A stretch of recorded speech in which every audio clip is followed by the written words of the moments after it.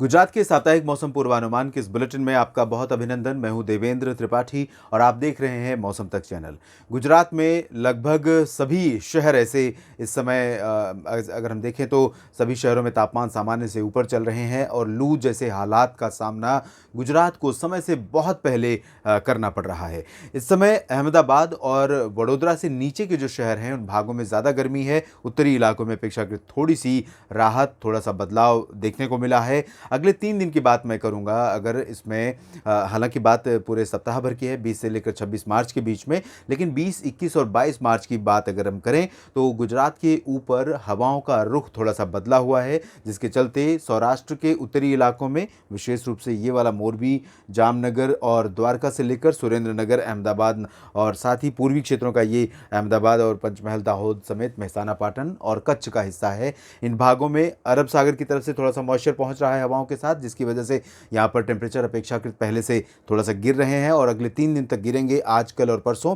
और उसके बाद फिर से उत्तरी दिशा की हवाओं का प्रभाव बढ़ेगा और उन हवाओं के चलते पूरे गुजरात में तापमान और ऊपर जाने की संभावना है। बेसिकली मैं कह सकता हूँ कि 24 मार्च से हवाओं की कंसिस्टेंसी उत्तरी दिशा से हो जाएगी, जो कि पाकिस्तान की तरफ से होकर आएंगी और पाकिस्तान के सिंध और बलूचिस्तान प्रांत की तरफ से, जहाँ पर गर्मी पड़ रही है। तो ऐसे किसी रीजन से जब हवाएं आती हैं जहाँ ऑलरेडी टेम्परेचर ज़्यादा हैं, तब गर्मी पड़ती है। और साथ ही साथ अगर हवाओं की जो प्रकृति है, हवाओं का जो नेचर है, वो अगर क्लियर है यानी कि ड्राई है, जिसमें कि अरब सागर से अगर हवा आएगी मान लीजिए समुद्र की तरफ से, तो इसमें ये नमी लेकर आएगी। और जब भी ये नमी लेकर आएगी, यहाँ मोरबी, सुरेंद्रनगर, अहमदाबाद, गांधीनगर, ये जो पूरा का पोर्शन है पूरा का पूरा, अगर यहाँ से होकर हवा ये गुजरेगी तो यहाँ पर टेम्परेचर नीचे जा सकते हैं। और अगर यही हवा लंबे लैंड एरिया से होकर आएगी इस तरफ से, तो ये वाला जो पोर्शन है, जहाँ जहाँ पर भी हवा पहुंचेगी वहां पर टेम्परेचर बढ़ेंगे। और जब ड्राई विंड आती है, तो इससे पहले भी मैं आपको बताता रहा हूं कि एटमॉस्फेयर में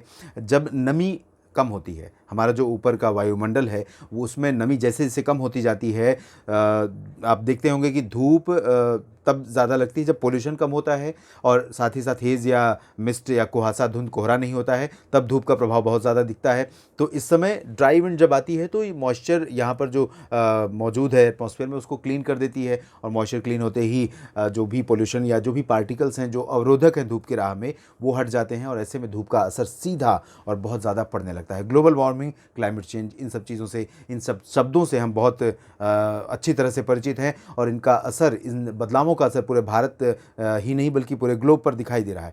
भारत भी अब सीधे तौर पर उसका इम्पैक्ट झेलना शुरू कर चुका है। तो यहाँ पर अब अनुमान यह है कि 22 तक ज़रूर थोड़ी सी राहत रहेगी उत्तरी गुजरात के इन इलाकों में और उसके बाद 24 मार्च से फिर से उत्तरी और उत्तर पश्चिमी दिशा की हवाओं का चलना शुरू हो जाएगा। तो पूरे के पूरे गुजरात में टेम्परेचर और बढ़ जाएंगे। अहमदाबाद, वडोदरा, गांधीनगर, सूरत और राजकोट, जामनगर समेत द्वारका और वेरावल, सोमनाथ, इन सभी क्षेत्रों में तापमान अभी लगभग 36 से 40 डिग्री सेल्सियस के बीच रिकॉर्ड किए जा रहे हैं, जो सामान्य से 2 से 4 डिग्री सेल्सियस ऊपर हैं।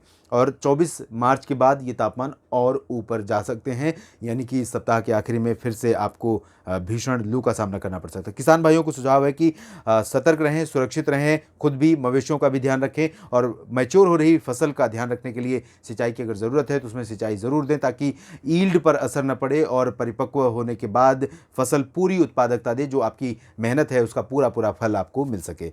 इस बुलेटिन में फ़िलहाल इतना ही। धन्यवाद।